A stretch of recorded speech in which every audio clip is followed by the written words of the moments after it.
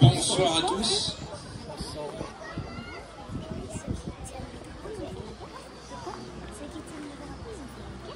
Cérémonie du 8 mai 2022. Madame la vice-présidente du conseil départemental et conseillère du canton de Sciez, messieurs les anciens combattants et porte-drapeaux, mesdames, messieurs les élus de Mestris, le conseil municipal jeune, le conseil consultatif, monsieur le directeur de l'école primaire et maternelle de Mestris,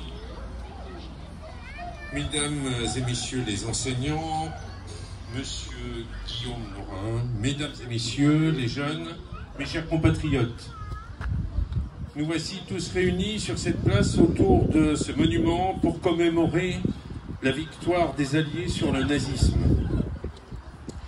Le 8 mai marque la reddition sans condition du Troisième Reich. Il faudra attendre le 2 septembre 1945 pour que l'Empire du Soleil Levant capitule à son tour. Un petit peu d'attention, s'il vous plaît. Comme toutes les guerres, celle-ci restera dans le XXe siècle le conflit des pires atrocités que l'homme puisse engendrer. La barbarie aura une fois encore atteint des sommets. Les populations civiles européennes puis mondiales vont connaître l'exode, l'exil, la peur, la déportation et l'élimination de masse. 50 millions de morts, dont la moitié sera des civils, 6 millions de juifs déportés et assassinés. C'est le conflit le plus meurtrier de l'histoire du monde que nos aïeux ont vécu. La France va connaître l'occupation avec la collaboration du régime de Vichy suite à la capitulation de nos armées en juin 1940 et la prise du pouvoir par Philippe Pétain. La lueur de la liberté va renaître progressivement depuis les territoires sous l'impulsion du général de Gaulle. La résistance s'organise et s'unifie avec Jean Moulin. Ce sont les débarquements successifs de Normandie en juin 1944 et celui de Provence en août 1944 qui vont annoncer le commencement de la fin pour l'occupant. Il faudra attendre novembre 1944 pour voir Strasbourg, dernière grande ville de France libérée.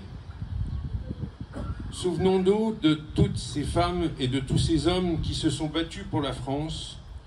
Nous devons aujourd'hui nous réjouir que notre pays ne connaisse plus ces horreurs. Notre démocratie est un rempart face aux coups incessants de l'obscurantisme. Aujourd'hui, nous voyons réapparaître en Europe avec effroi et consternation une guerre qui va nous rappeler les malheurs de 39-45. L'Ukraine se retrouve plongée dans l'enfer d'un conflit face à la Russie. Avec le soutien de la France, espérons que les armes se taisent rapidement en Ukraine et que la Russie revienne à la raison. Vive la République, vive la France.